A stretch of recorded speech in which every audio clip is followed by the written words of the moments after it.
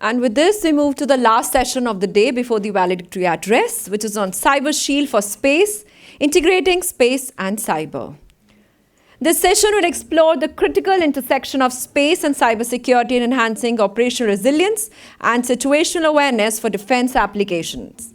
Military practitioners and industry leaders will discuss advanced cyber technologies and risk management strategies addressing the principle of zero trust and secure design. The session aims to foster collaboration that drive innovation and strengthens national security in an interconnected landscape. Attendees will gain insights into the best practices and cutting-edge solutions to enhance defense capabilities against evolving threats.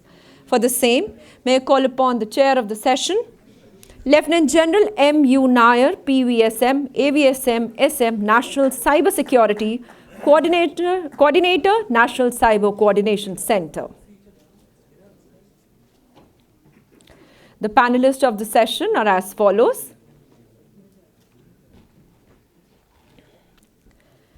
Major General P.K. Mallick, VSM, Senior Directing Staff, Army, National Defence College.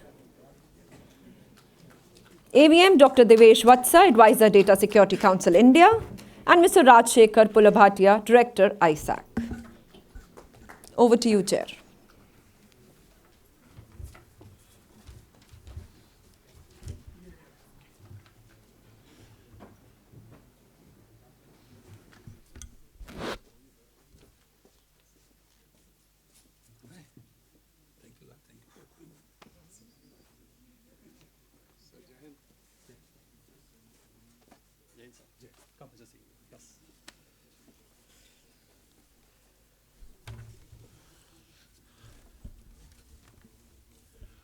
Good evening, ladies and gentlemen. Very warm welcome to the last session today for the DefSAT. I think, what could I mention to this audience here, that unfortunately the domain of cyberspace is generally discussed in the last, and that's what happens in our environment, where whatever discussions we had in the previous sessions can all actually be targeted through the cyberspace, and probably the capabilities which anybody talks about today can actually get impacted to the extent that most of the systems which we talk about today get crippled. So that's a capability which we have on cyberspace. Now, can the space platforms be impacted by cyberspace? I'm sure there must have been some discussions in the previous session which I was not party to, but there are capabilities which exist with nations where the space-based platforms can be impacted through cyberspace. And that's a capability which many of the nations today possess. Now, I'm sure this eminent panel with me here, I know most of them. They're all practitioners who worked in this domain for a long time. I have General Mallick, who's been my guide philosopher in my own core of signals. He's also been my instructor at the National Defence College. I know Vatsa, who's been a colleague with me when we were part of the, we were in the process of raising the Defence Cyber Agency, and he was with the Air Force at that point of time, the Air Force IW organization.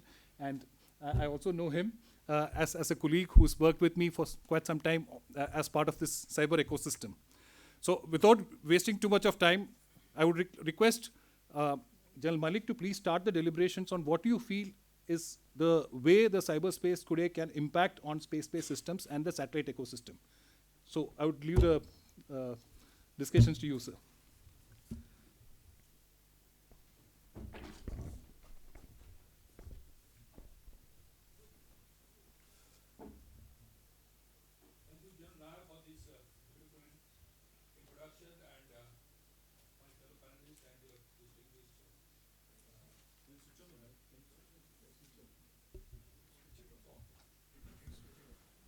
Okay. Thank you.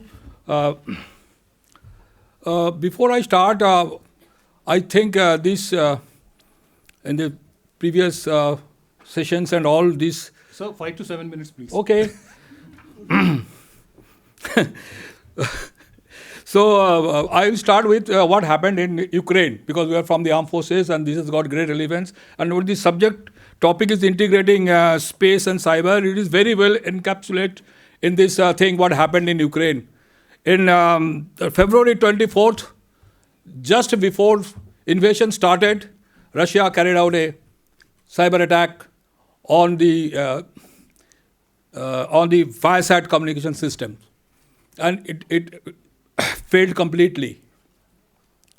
This is the first commercial space war that is being called.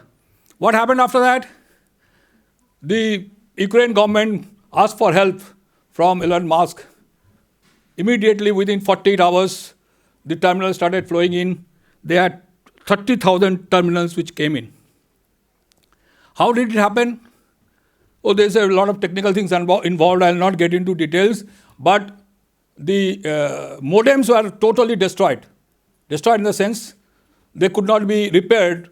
So all the modems of the ViaSat had to be replaced. That could not be done. Now, Russians didn't stay idle. They attacked the Musk people also. For about 24 hours, it didn't function. But they quickly recovered and made it functional. Why I'm telling you all this is the capacity of the private sector. Normally in cyber and electronic warfare, we are all Fauji people, armed forces. We do not let other people to come in, other people must have industry and all. Elon Musk showed what can be done. I will quote. In March 2022, Elon Musk declared the constellation had forced a harmful radio interference without giving further details. Dave Tremper, director of EW at Office of the US Defence Secretary, said, vulnerability was fixed with the modem, modification of a line code in less than a day. Now today there are certain reports that there is some aberrations taking place, but by and large it is functioning. That is the strength of the private sector. Now, one more example I like to quote. The precision guided munitions. Excalibur cost $1,000, $1 lakh means 80 lakh rupees. It is not hitting the target which is meant for. The GPS spoofing is so good. It is going somewhere else. And see the cost benefit analysis. GPS spoofing with SWR and some open source software is very easy now. So this is the kind of things which are happening and we have to take care. The cyber threats to satellites have been told. I will not get into detail.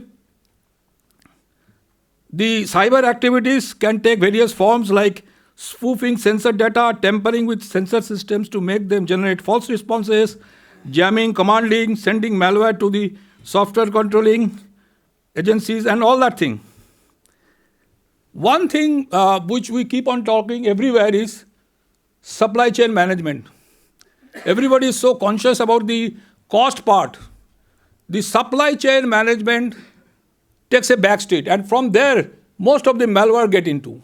On various discussions on national critical information infrastructure, we have been harping on this point.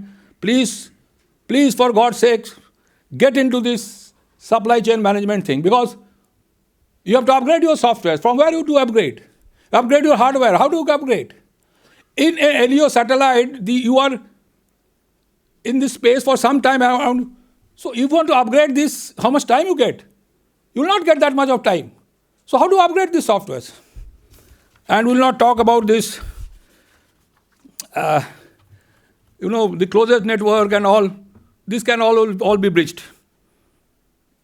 One point I want to make here is, it is high time you make space as a critical infrastructure. More than 10 years have passed.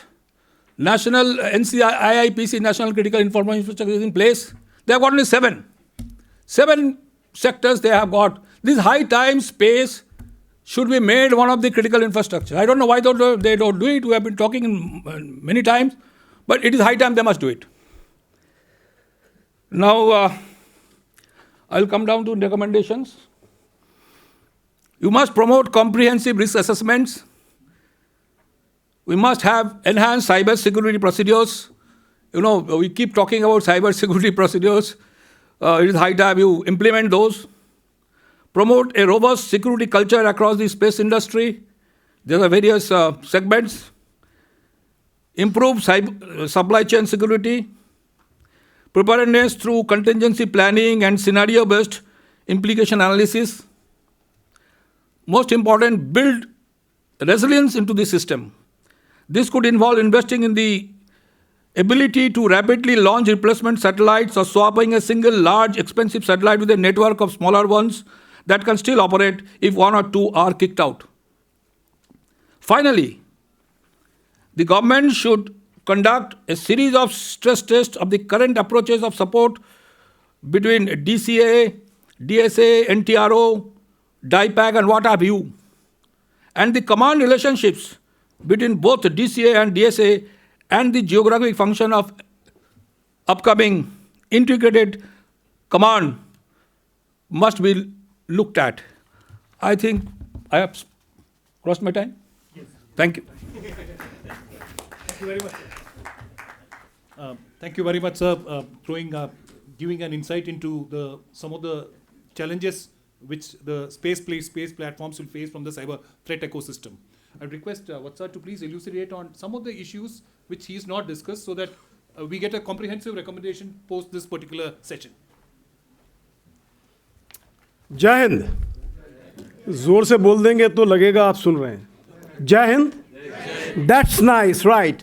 So we have heard the recommendation. It is called bottom line up front. Sir has already spoken. He's a Bhishma Pitama, Dada, Guru. What is left to me is I'll just take 5 minutes, 5 slides. Just bear with me. 1 slide, go. 2nd slide, go. 3, go. ये आते हैं.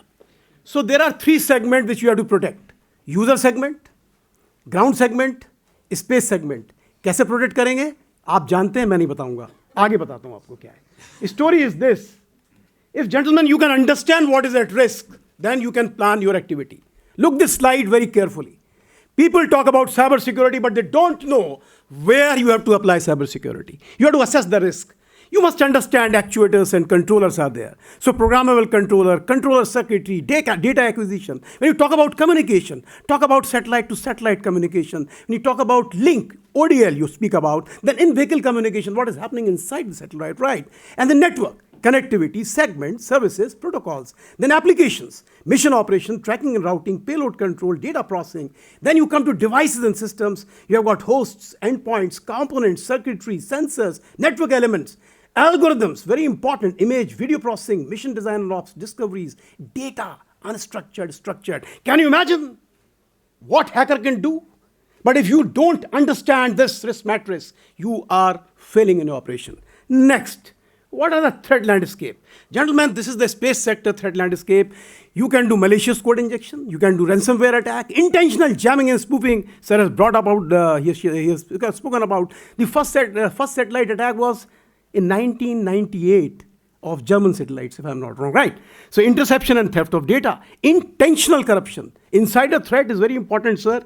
Unintentionally somebody misconfiguring, action will be very, very bad in space because the connectivity which we are seeing today, and somebody spoke about 6G. When 6G will come, everything will be combined, terrestrial and non-terrestrial communication. We were talking about 3D communication. And 3D communication means every element, everywhere in the world, whether land, sea, air, submarine, you talk about anywhere, singular communication network will be there.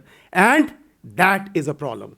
So you must understand DDoS attacks, unauthorized access, identity threat, manipulation of AI system. We talk about AI. AI can help you, but AI can kill you also, right? Adversarial attack. Then we talk about hardware Trojan supply chain attack, and in times to come, possibility of quantum computing breaking your encryption. So gentlemen, having understood this, let me move forward. This is a very important slide. Gentlemen, what is digitization? Every sector today is getting digitized, right? Whether you talk about technology, in technology you speak about AI, you speak about software engineering, you talk about chip and semiconductor, wireless and communication, talk about sensors and IoT and wearables, networking overall, advanced material, 3D printing, advanced manufacturing, AR, VR. And when this combined together comes into play, what are the challenges it is throwing to you? Because the technology is available to adversary as well as to you, to the state actors, to the non-state actors. And who makes the first move is a winner, right? Dependency on critical technologies, these are the challenges. Heightened technology, geopolitics, supply chain security, increased digital footprint exposure, advanced persistent threats, state and non-state actors involved. And what is in store for you guys who are sitting as a technologist and in a business domain. Space technology and cybersecurity, if we need to work where you have to work, we have to co-create technologies. Incubation and acceleration is needed. Threat modeling and security research is required. Product devices security is to be inbuilt. Training and skill building is very important. And market development, trials and integration, technology adoption roadmaps, productionization, commercialization of the concept and the research papers which are lying in IITs, productize that. Because I have seen, personally, we are doing it. There are a lot of papers written in IITs and ISCs lying there, BTechs, MTech, PhDs. What we do, we pick up those papers and try to productionize that in a viable products, right? And research strategies and promotion, very, very important. And what we need to do, we have to create physical facilities. We have to create technology infra lab. We have to build up the team, whether technical or program. We have to have program activities, which I've spoken about, co-creation, acceleration, assessments, research and studies, trends, practices, frameworks, reference architecture, events and training, very, very important. You have to follow the trends, practices, frameworks, references, architecture, right? And the last line, the solution is not just to be found in technology. It is also about innovative operational concepts, increasing awareness, sharing cyber solution and cyber threat knowledge across the supply and value chain, and embracing security by design to create cyber resilience. Sir, my time is up. Yes. Thank you very much. I leave with this. I will not speak. Picture you can take. It speaks about measures and intervention for mitigating risk to space sector. Everything is all written there. You can take a picture. My time is up. Thank you very much. Jai Hind. Vatsa, thank you very much. I'm glad that the dynamism with which you speak still that passion is still there in you. I've seen him last 10 years, and I think that actually I'm sure it carries forward into this entire hall. And I'm sure you must have all heard the vibes of his the passion. So he's been working on this domain for a long time, and he continues to work on this domain, strengthening the cybersecurity posture of the nation. He's doing a wonderful job at it, and I'm sure the space segment also would get benefited through his immense experience. Now, can I request Mr. Rajshekhar to please, highlight some of the aspects, and I would also request you to please stick to some of these issues which have not emerged. Yeah. Maybe on skill development. Yeah. Okay.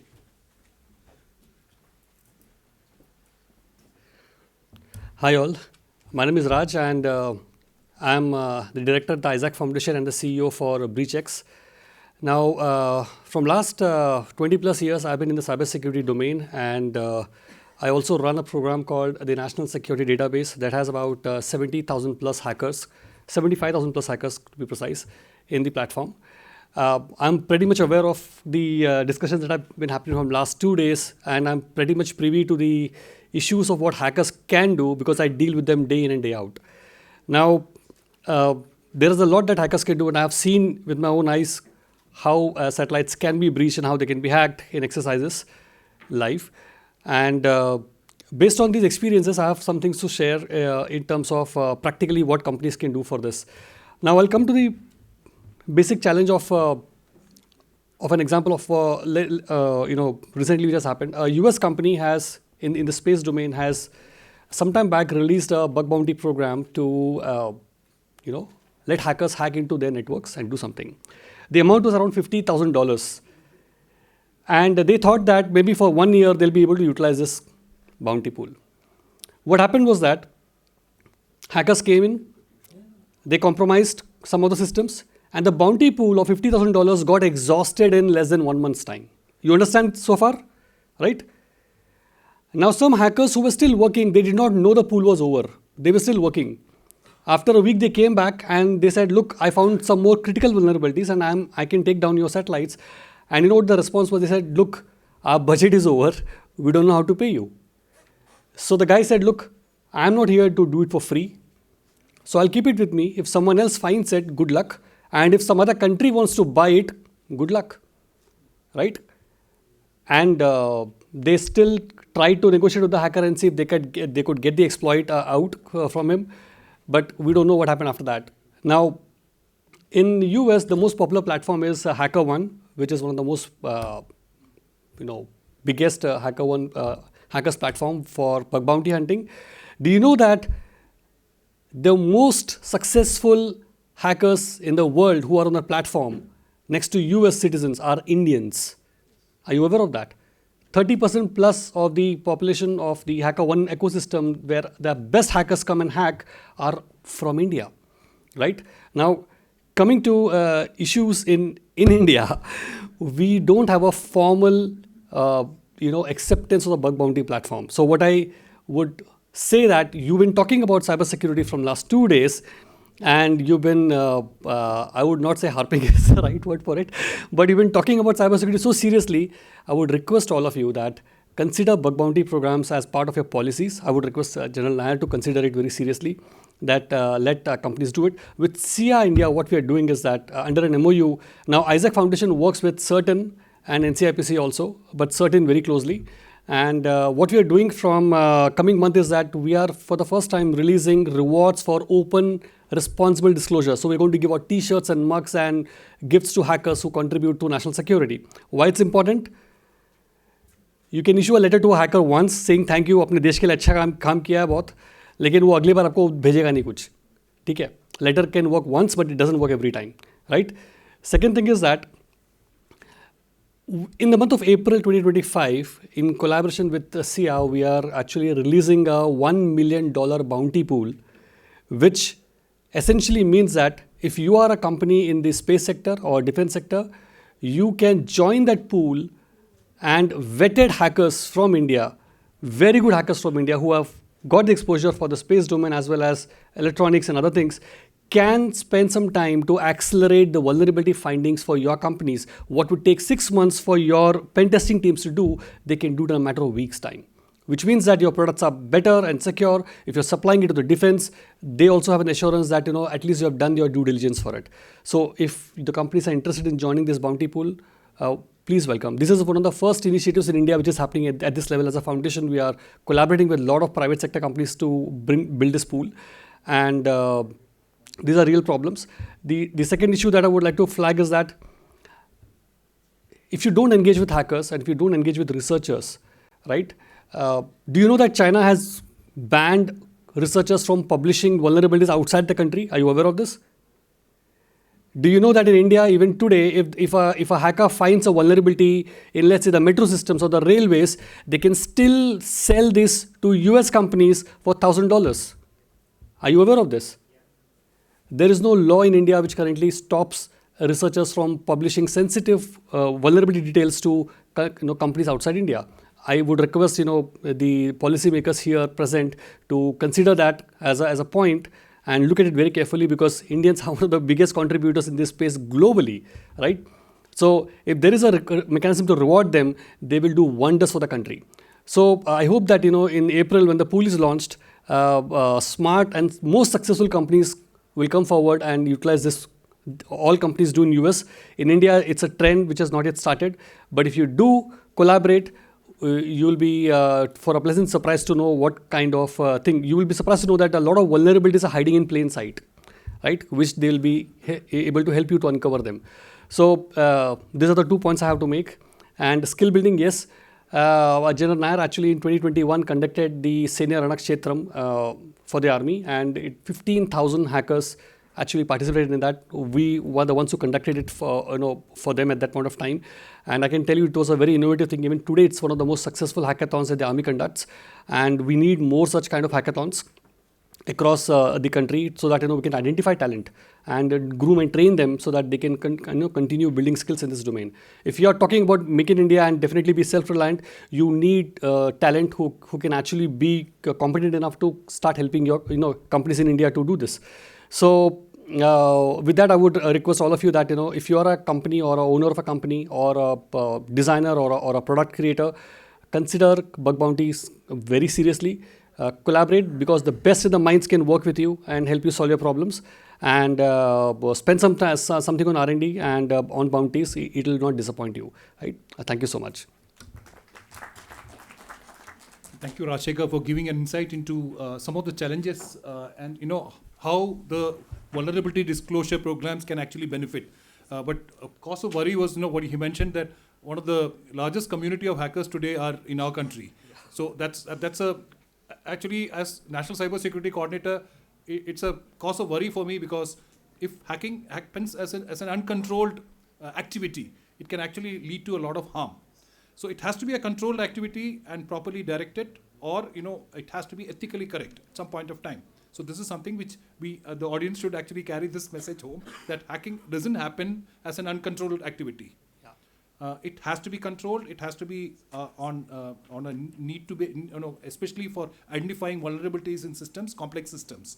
Now that's where I thought all the three members here spoken on various issues related to the vulnerabilities, the challenges on the space platform. I would just want to carry home a few issues which I just thought are important. One, the necessity for risk assessment.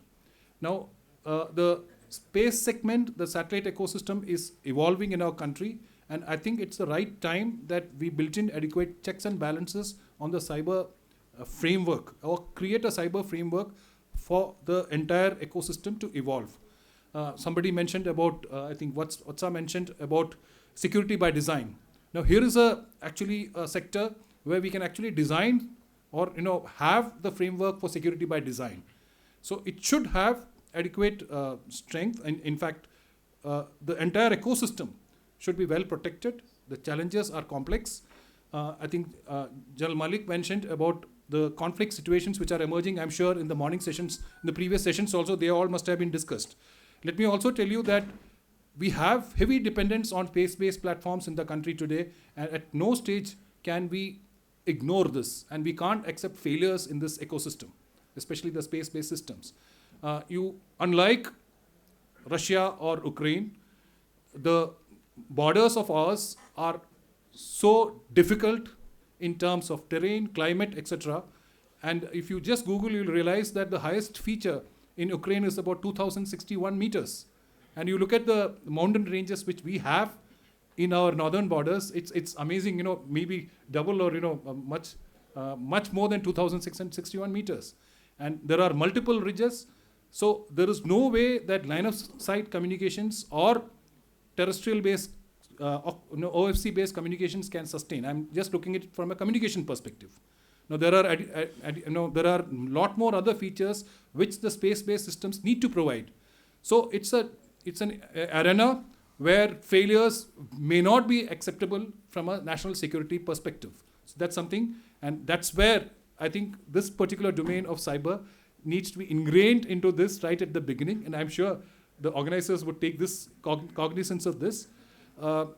Space sector to be declared as a critical infrastructure is something, the work is in progress, but a recommendation and a push from the satellite ecosystem, the space ecosystem would also assist in making this process faster. That's something which we can actually do.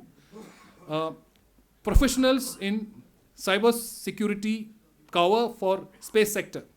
The satellite sector is something which we need to work on. It's a sector full of challenges. Are there specialists to work on this domain? There are only a handful now. So we need to create that ecosystem, and maybe the institutions of learning, like the ISRO has got a college institution. I think that's where cybersecurity should be one of the electives at post-graduation level or graduation level. Now these are things which we could actually take forward. Extremely grateful to the panelists for throwing a lot of insights into this. I'm sure, sir, can I open this for are there any questions from the audience, please, to the panelists? I'm sure at 6:15 there will be hardly any questions. Are there any questions? Okay, extremely grateful to you, all of you here. Okay, yeah, I'm sorry. Yeah, please. Sir, risk management versus compliance based practices, sir. Any opinion, sir? Oh. Agree. Yeah, please. Sir, while we acknowledge the impact of cybersecurity, and daily we are seeing how it is impacting the economy per se, a whole lot of issues come up and crop up. I myself deal into cybersecurity as well, and I know the nuances which we all face at the higher level, sir. My point is, sir, say for example, we have the pool of these hackers, and nothing more better than a recognition through monetary means, because the youngsters, they look at monetary more than any kind of certification, or because no hacker would like to certify, I am a hacker in this way. It's all in the, I would say, dark web domain, sir. My point is, sir, are there some methods to recognize or identify these wonderful minds who are now more from tier 2 and tier 3 and adopt them into the system and make them part of the solution from the beginning when the minds are very fertile, sir? Can we have some a formal way of having their minds more constructive and towards building the nation, sir? All right. I think I will take on this question. There are a lot of efforts to identify this, that small little talent which is available, especially in remote areas of our country. Somebody mentioned, I think Rajshekhar mentioned about the hackathon which we had conducted from the army, and to our surprise, we found talent actually flowing from Mofussil towns, small towns which are there, and that's where we actually homed on. So a lot of initiatives are being taken. Maybe all of us, this is a domain where we don't publicize who are the hackers. It's something which is full of. I mentioned that it can't be a controlled activity, uncontrolled activity. So it has to be, the hackers are being identified. They are being engaged in, especially if you just Google NCIPC, you would have seen that they also conducted a hackathon. They have identified, they are actually having youngsters as part of their group of, interns, trainees who are actually attempting to identify the vulnerabilities in our critical infrastructure. So a lot of work happening. The armed forces also have similar measures where, there is a territorial army recruitment which is taking place. I would also tell you that, some of the elite institutions of ours, like the IITs, have changed their way of, identifying the right candidates. I'm sure you're all aware that for getting admission into the IITs, we have to go through a JEE. Now, there is a way the cyber professionals are now today identified through a hackathon by at least one of the IITs. So they're actually having a course, a graduation program being conducted, not through a JEE route, but through a different route. So these are some of the measures which our actually ecosystem is adopting. They all understand the requirement. Yes, we need to get aware of it. So I think I'll leave it there, and I would request, yeah. I offer a little bit of caution here. Jamtara type of a thing. I come from the city of Kolkata, city of joy. There is no job there, nothing. So there are youngsters, although maach khata hai na, dimag hai. They are earning hell of a lot of money doing these nefarious activities. How do you control them? Because today's, forget about, values, ethics, system. Banta nahi, kaam hota nahi hai. Paisa chahiye, paisa. Rokna chahiye. They are getting hell of a lot of money. How do you control this? There's a dichotomy here. You have to keep it in mind. Thank you. Thank you very much to all the panelists, and I would request the audience to please give a round of applause to these people who have put in this effort. Thank you very much. Thank you very much. Indeed, a very interesting session.